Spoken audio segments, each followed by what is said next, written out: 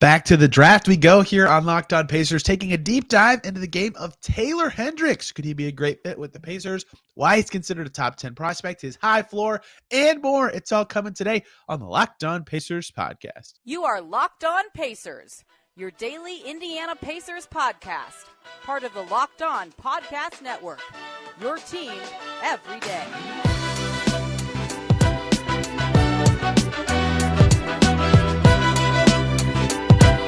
Welcome into another edition of the Locked On Pacers podcast, where we, of course, talk about the Indiana Pacers. As always, my name's Tony East. I cover the team for Forbes and SI, and today, diving into a prospect that is many Pacers fans' favorite, a guy who already worked out for the team, Central Florida forward wing, for whatever you want to call him, Taylor Hendricks. Great shooter. Great defender. What's not to like? We get to all of his game today with Zach Milner, one of my favorite people covering the draft in the public sphere these days, who tracks his own stats, including NBA threes for each of these prospects. We dive into all aspects of Hendricks' game on both ends of the floor. I apologize for a few things. One, that the last 4 episodes you listened to were pre-recorded. I was in New York on a trip, but got engaged, so it was fantastic, and I don't feel that bad about it. And I do feel bad that I'm sick right now, as you can hear in my voice, but thankfully, I recorded with Zach a couple hours ago when I was at Gainbridge Fieldhouse for the Fever game, and my voice was way less stuffy then. So the audio is fantastic, and Zach was fantastic, and Taylor Hendricks is, you guessed it, fantastic. We'll dive into all of it today. Let's just get right to it. Put it off for too long. It's Taylor Hendricks Day here on Locked On Pacers, one of many Pacers fans' favorite prospect in the top 10 of this NBA draft. 3-and-D skills are what lots of teams want, and hey, he might be exactly that. Joining me to break down Taylor Hendricks' game top to bottom as much as we can in the allotted time is Zach Milner, one of my favorite people breaking down the draft every year. I believe we talked to Tari Easton last year, who made an all-rookie team, so look at us looking very smart. Give me your elevator pitch for Taylor Hendricks before we really dive in. Quick pitch is just 3-and-D, like a rim protection kind of guy as well. Has really nice secondary rim protection. Smart, long, and can hit three. So versatile defender as well. There's your quick pitch.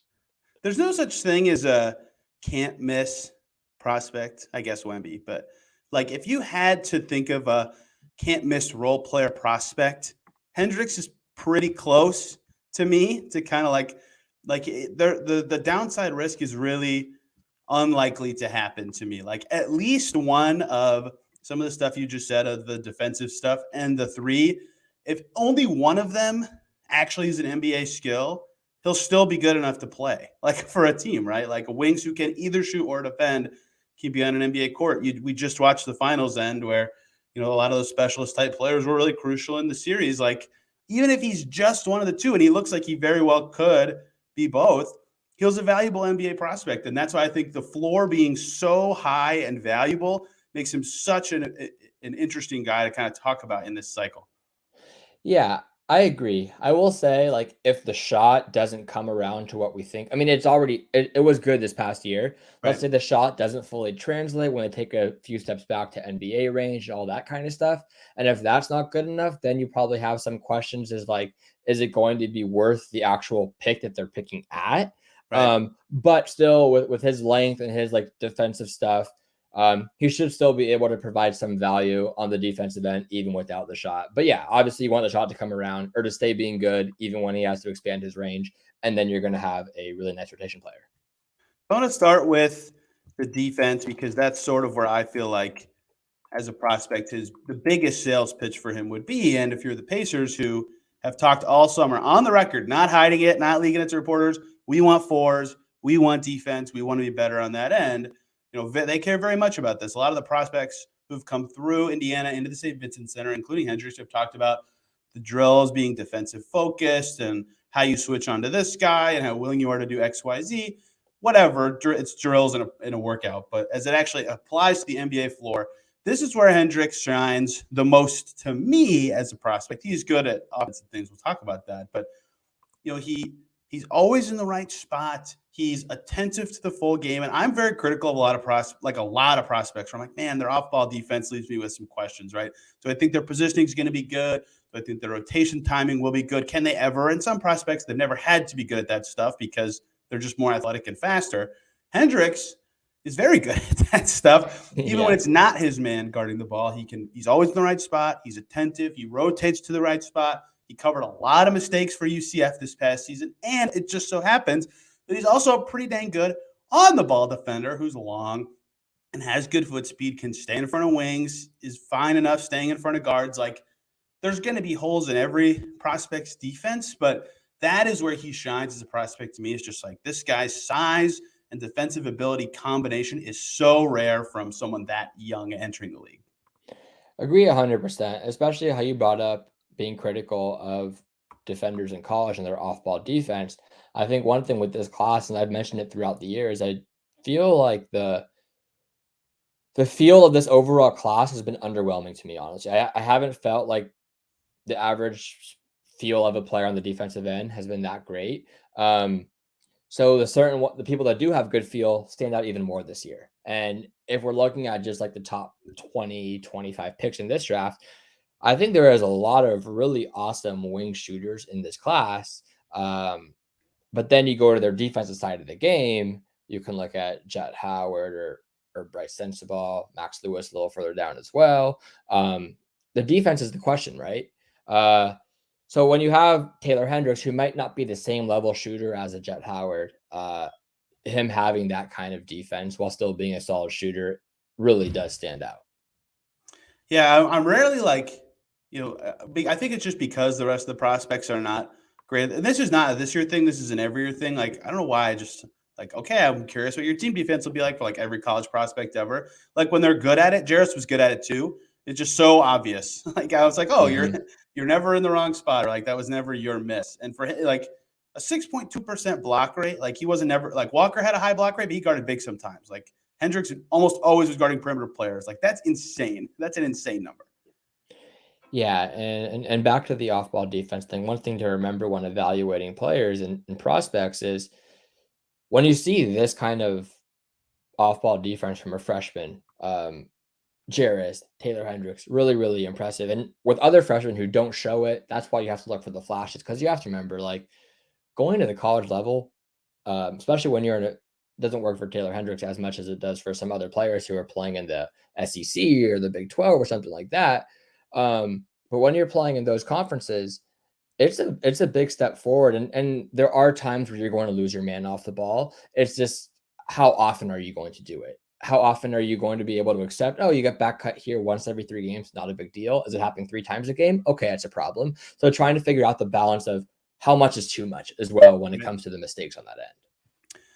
So the offensive side, the shooting obviously is the standout thing. I mean, he takes a bunch, not a bunch, he takes a decent amount. 5 a game was what it settled in at, but the 3-point attempt rate was really solid, which is perhaps a better indicator of his ability to get them up, especially on a team that had, how do I kindly describe Central Florida's shot creation ability, Zach, without me?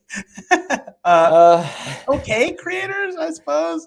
I'd say okay is fine. Like I would say it was fine. Like it was okay. Hit okay creators. He can get them up and he can make them. And that's the important part. And, if you're a data nerd, okay, great. He was good enough from the foul line. The 3 goes in. Like we could get to other offensive skills because there is actually one I'm a little concerned about. But in general, if you're that level of a shooter and you can get them up in the NBA, even if you only make 34, 35%, just being able to take them changes how you're guarded and how you'll fit into an offensive scheme. And that is also why I'm high on him as a 3-and-D prospect, because that is super valuable. And that's kind of what separates him from some other forwards in this year's class is he is a better shooter than most of them, or at least projects to be, because of his ability to not only make them, but get them up, even on a team without good creators. And if we're on a Pacers podcast, there's pretty dang good creators in the Indiana Pacers right now. Yeah, just a little bit. But I'm glad you brought that up because volume is something that I have been trying to talk about a lot over the last few years.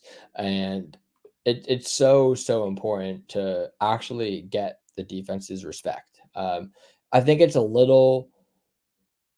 easier to describe when it comes to bigs and people who try to project shooting bigs, I think. So I'll just use that, but we'll move it over to Taylor Hendricks. But when you have someone, which you can actually do pick and pop to Taylor Hendricks, actually. But when you have someone who is capable of making threes, but is only going to take 2 or 3 threes a game. Sure, let's say you take 2 a game, you make 1. 50% shooter sounds really nice, but if you're only making 1 3 a game, a defense is not going to take their rim protector away from the basket to actually contest your shot. They'll say, okay, you can have 1 or 2 threes a game. That's fine. We'll take everything away inside. And that's why volume is so important, because you actually need to get the defense's respect and demand them to close out on you, which then opens up the floor so much for your ball handlers. And I think when you go to the wings as well, when you look at some people in the playoffs, you can go to the Lakers with Jared Vanderbilt this year, or with Gary Payton. You can see it with all these other guys as well, is if they're not going to get them up, or if they are poor shooters, teams are just going to completely ignore you on that end also. Well, so being able, even the flip side for Denver, Aaron Gordon actually taking them was huge for them against Phoenix and LA at times. Exactly. So being able to take and make threes, it's not just one or the other. Both are very, very important. He does have that, which is very, very nice. Hey guys, short little break here so I can talk to you about PrizePicks Daily Fantasy made easy. It's pretty simple. You pick a player, and will they exceed their over-under for any stat? Will Mike Trout have more or less than 1.5 hits? For example, they do it for a bunch of sports at any level, and it's super simple. You pick 2 to 6 players, will they score more or less than their PrizePicks projection on a bunch of stats. You can up to 25 times your money on any entry. It's not you versus other people. It's just you versus their projections, which is why I think it's so fun. You can make your picks in 60 seconds or less. It's easy. It's safe. They have fast withdrawals, and it's currently operational in over 30 states as well as Canada. So download the PrizePicks app or go to prizepicks.com to sign up and play daily fantasy sports. First-time users can receive a 100% instant deposit match up to $100 with the promo code LOCKEDON. Plug that code LOCKEDON in. If you deposit 100, PrizePicks will give you 100. You deposit 50, they'll give you 50. But don't forget to enter that promo code LOCKEDON and sign up for an instant deposit match up to $100 at PrizePicks. Daily fantasy made easy.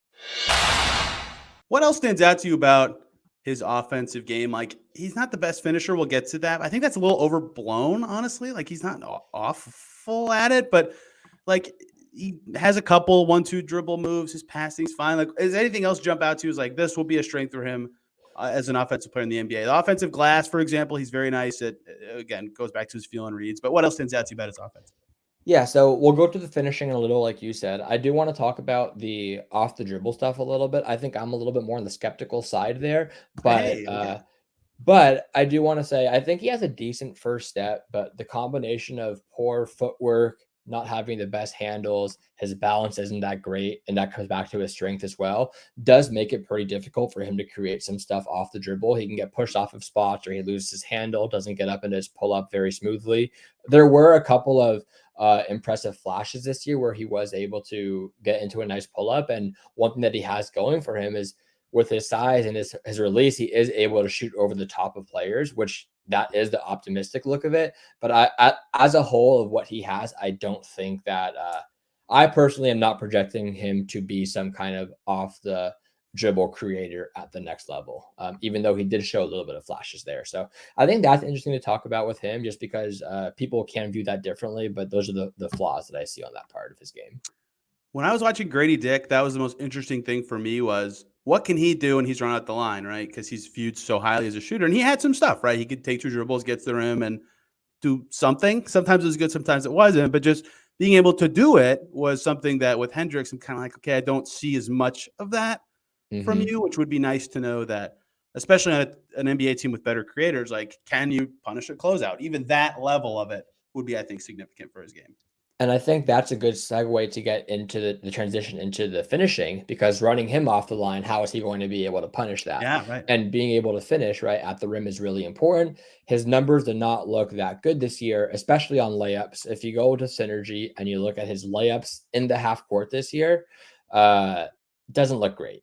40% on layups in the half court is not what you want to see. I do think there is some context to remember. And with him, I think it's interesting to figure out, do you think this is more of a strength related thing, or is it more of a touch thing? Because his strength and his balance when he goes up in traffic isn't the best.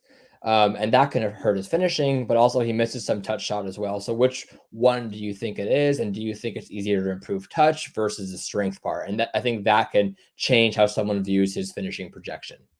He's like the anti-Cam Whitmore finishing. Like, Cam's just like, I'm going to jump up right through you, and Taylor Hendricks is going to go around. It's interesting because when you bake in transition, like he's a good transition player, and we'll talk about that because hey, the Pacers like to run, and he dunks. He's athletic enough. He dunked a lot. Like if you just pull up a shot chart, you're like, nice. Taylor Hendricks shot 66% at the rim and like 50% in the paint. That's pretty good. And then you look at what you just said. Like someone sent me that before the draft combine. They're like, have you seen his synergy numbers for finishing? I'm like, no. And I looked and I was like, oh my God.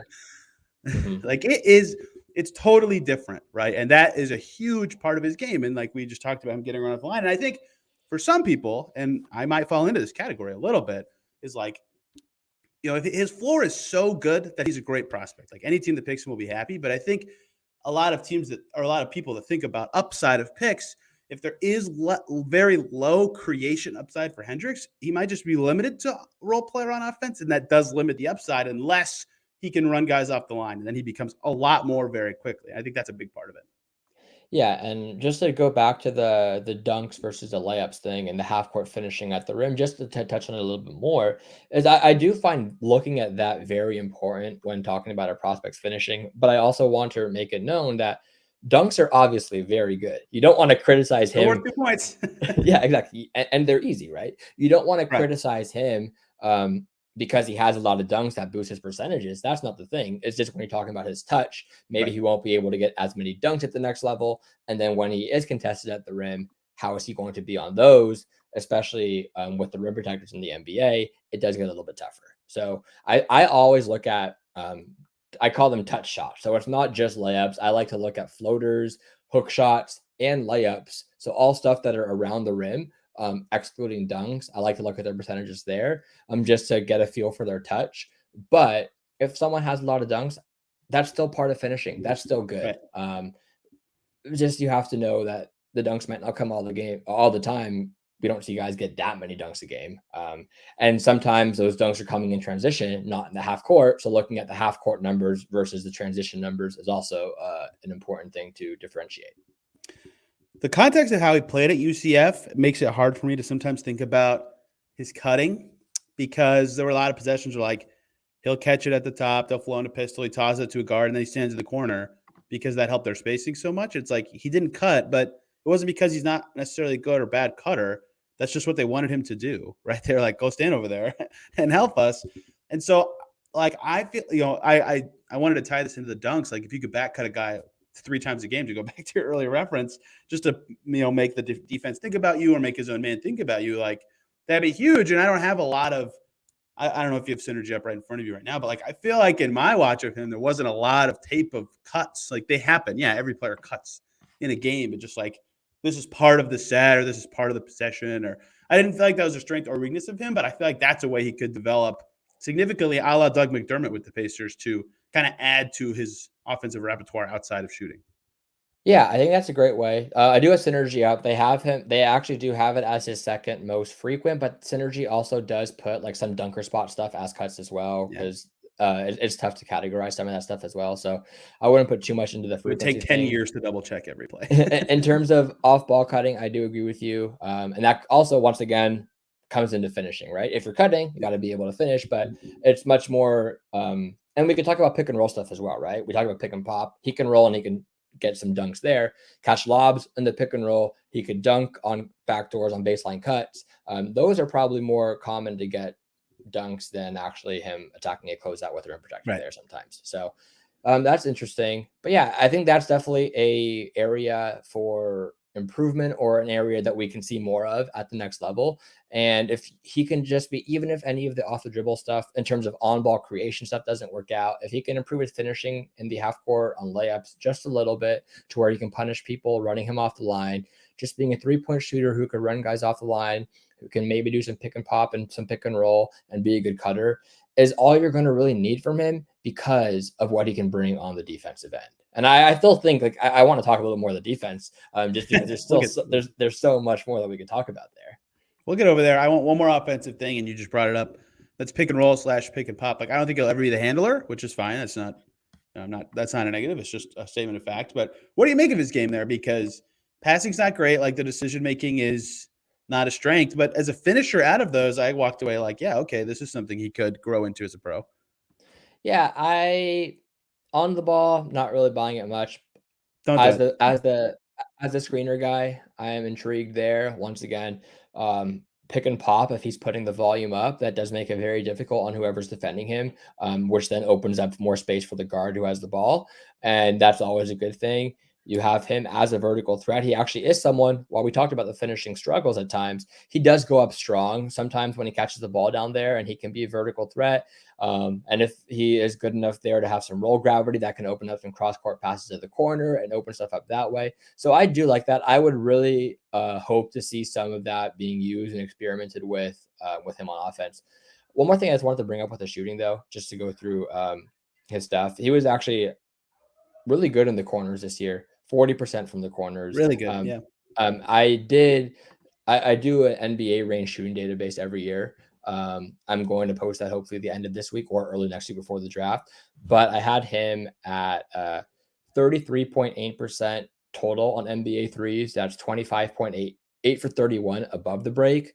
So he has to do a better job expanding his range, but having that full offseason after college to work on NBA range threes will definitely help him out. And even if it takes sometimes it takes players a little bit of time to adjust to the NBA line. That's totally fine. We saw a good 3-point shooting season from him in college, and then 40% in the corners is good. So I'd like to see him being used in the corners this year, experimenting with some pick and roll, pick and pop stuff, and just hope to see that improvement on attacking closeouts. What other defensive stuff did you want to do, since we could go for hours on that end of the floor? Yeah, so I just wanted to talk about how quickly he gets off the ground on his contests. Like, he does a pretty good job with his verticality, but he gets off the ground so quickly. Really good secondary rim protection guy. And even if he doesn't block it with his first jump, a really quick second jump as well, or he's able to get back off the ground for a rebound. And I think that is probably one of his best skills in the defensive end, honestly.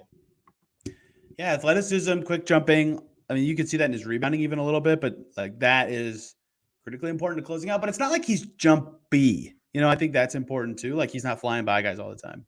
Yeah, his timing is really good. And that's something to definitely give him credit for. I do think he can improve a little bit.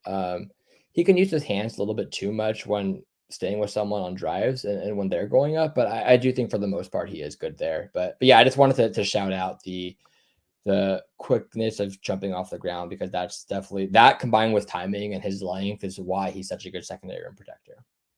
I think it'd be a good pick and roll defender in the pros. Like, if he ends up on like a Sabonis or something, like, yeah, he'll get slaughtered. He's too small. But like, if most of the reasonable NBA matchups that he would be defending, and he'll book up, like, I think he could do well pretty quickly in terms of staying with his man, recovering to the guard, whatever he has to do, switching. I mean, every team's going to switch 1 through 4 by the end of, I mean, they already do basically, but every team's going to be switching 1 through 4 soon because of how good offense is. And, you know, I'm confident he could stay with most positions on the floor. So I really buy his pick and roll defense. I thought he did a good job of that, especially considering his teammate quality. But I'm curious if you feel like there's anything he needs to grow in that area besides what I just said, where like, I think some big fives are just going to kill him in those. Yeah, I actually do think he absorbs contact quite well in the post, but giving up that kind of strength to some of the bigs like Embiid or Jokic is going to be impossible still, right? That's true for everybody. Exactly.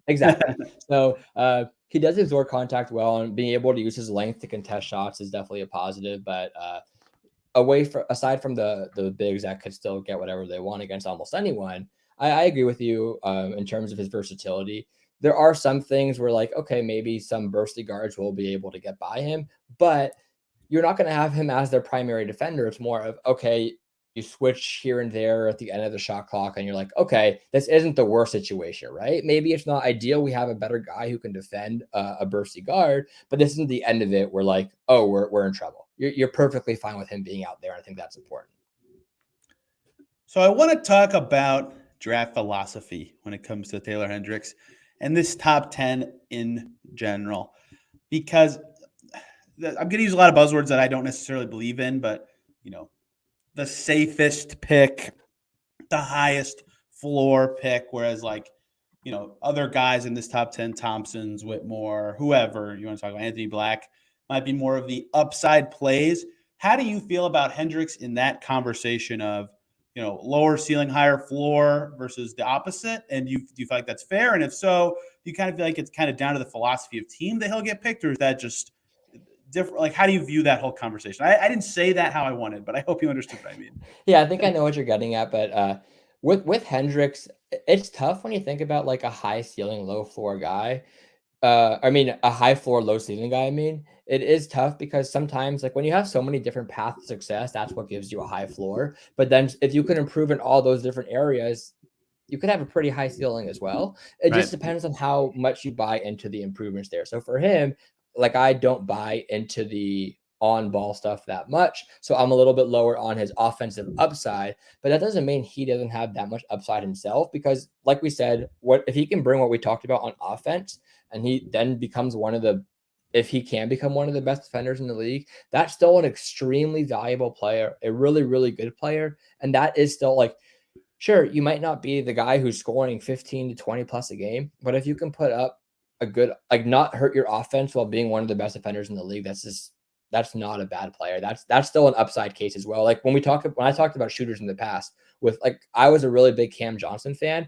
People are like, oh, he doesn't have that much upside because he's one of the older guys. I'm like, okay, that does make sense to an extent, but when you can find a shooter to that level, even if they can't do much on the ball, that brings so much to an offense in terms of spacing to where people can be like, yeah, Cam Johnson isn't Klay Thompson, but you could see how much Klay Thompson, when he was having his best years, impacted an offense as well. And there are other kinds of upside than just being some on-ball creator.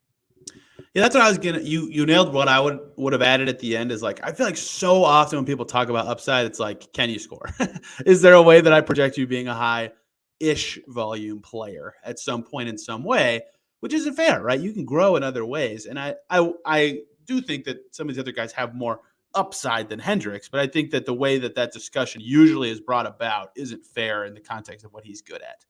Yeah, and it's also like with the other guys' upside, it's also important to know like how realistic is them reaching their on-ball creation that people want Right. to talk about. Because yes, having someone who can lead an offense or be a second option on offense in a playoff setting is extremely valuable. And it's also really, really hard to find. But if it's not that realistic, should they be getting that much of a bump over someone else? Probably not that much, but it is worth noting. So just once again, it all comes down to how likely it is to happen as well.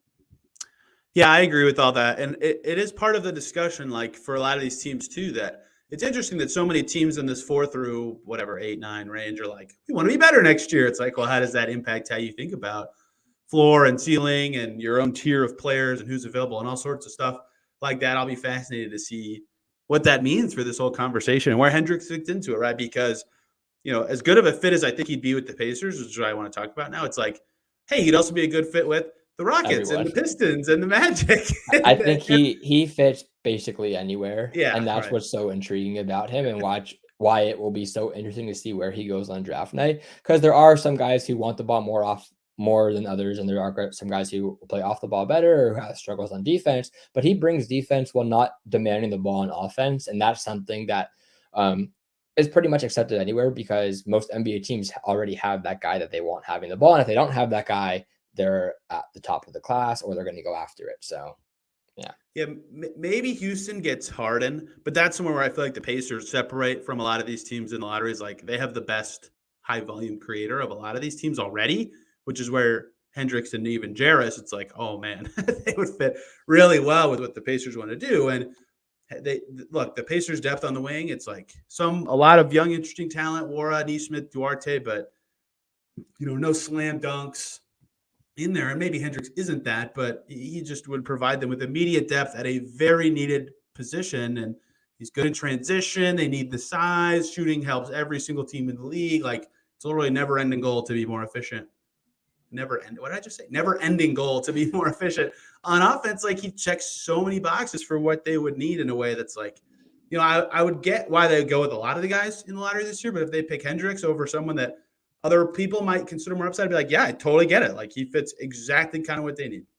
Yeah, I think honestly, for all the players that are being talked about in this range, everyone makes some sense to Indiana. So like, it's a good problem to have. Though. Wait, hang on, I have to think about that.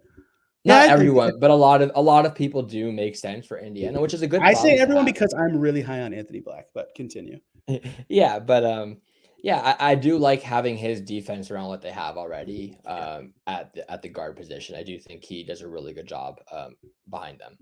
around. I'm usually not like, let me look at the whole team until he fits with what they have kind of guy. No, I did just name their forward depth, so maybe I shouldn't have done that. But because NBA teams change so fast, right? You never know what your team's going to look like in 2-3 years. But you've got Halbert and Mathurin for a pretty long time because of how the rookie scale works. So it's fair to plug guys next to them. And even Andrew Nembhard, potentially, it's like, man, this is pretty close to what they want. So the last thing I would ask, just I guess this isn't really fair to do, but like, what separates Jarris Walker and Taylor Hendricks for you? And what do you feel like is different for them in the context of where they end up and what's going to be important for that team to kind of prioritize? Because those two, they worked out for the Pacers the same day.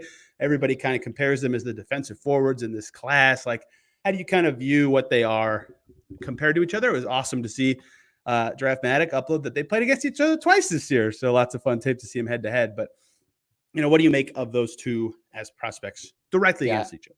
Yeah, I think that's a really interesting conversation and like a discussion between who you prefer over the other.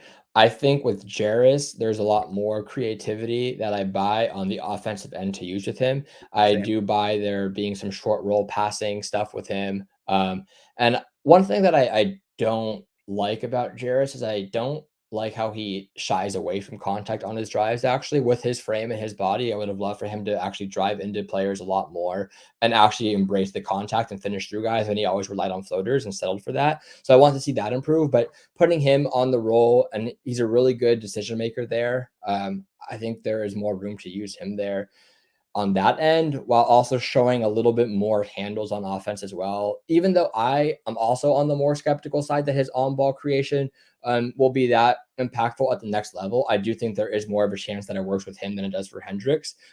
But for Jarris, once again, like a lot of his shots that he created by himself were all tough shots this year as well. But moving on the defensive side is, I think Jarris will do a better job holding his ground against some of the stronger wing defender or big wings than Hendricks does.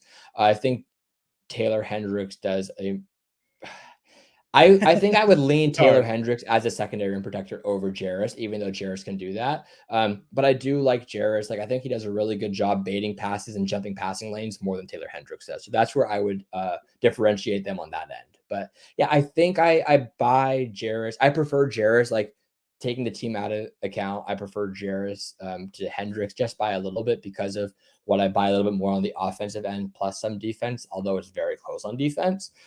Indiana, I think I'd still prefer Jarris over Taylor Hendricks, but I don't want to say I don't think you can go wrong because I would go Jarris over Taylor Hendricks, but Taylor Hendricks is still a perfectly fine pick. Yeah, both would fit really well. I think that maybe the shooting difference will just matter so much that Hendricks ends up being better, but like, there's so many skills that I'm like 10 to 20% more confident in Jarris being better at them that will matter and make him a more total player that make me have him over Hendricks. And that's not a knock on Hendricks. That's promotion of Jarris Walker, who I think is going to be really good. So those two are both great fits. I don't know what the Pacers' total philosophy will be in terms of upside versus floor versus whatever. I'm using so many buzzwords that I hate, but I think those two would fit them very well. And I think, I might just do a whole show at some point on comparing the two because there's good reason to. Yeah, I think it's just an interesting discussion. And I would definitely say just talking about those two and what they bring different to the table is a conversation worth having before the draft. I know we're very close to the draft, but it's definitely a good conversation what to have. in the heck happened, man? 9 days as of you and I talking, 8 days as of this being posted, and it sneaks up so fast. And then when the finals end, you look down and you're like, wait, what? And then a few weeks till summer league and we're right back at it. It never freaking stops. Zach, thank you for the time, man. We scheduled like crazy, man, to make this happen, but we got it done. We got the Taylor Hendricks profile under the wire. Where can people follow you and your work covering the draft and this class? Yeah, so on Twitter, Zach Milner 13. Mark Schiller and I do a podcast, Tag the Roll, so check us out whenever you can. And yeah, most of my written work lately has been on Cerebro Sports. Haven't written anything in the last couple of months, but I will be posting, at least on my Twitter, my NBA range shooting database before the draft. I don't know if I'll be able to get out a piece on my findings from it before the draft, but if so, keep an eye out for that as well. I absolutely will be. I'm a big Tag the Roll listener and playback participant. Yes. And I highly encourage you all to be as well. Later this week, talking free agents at the power forward position and Anthony Black, which will make me smile because apparently I'm the highest on him of anyone, which is really strange given the type of player that he is not typically someone that I really enjoy talking about. We'll do that with Leaf Thulin later in the week. Thank you guys a ton for listening. See you soon.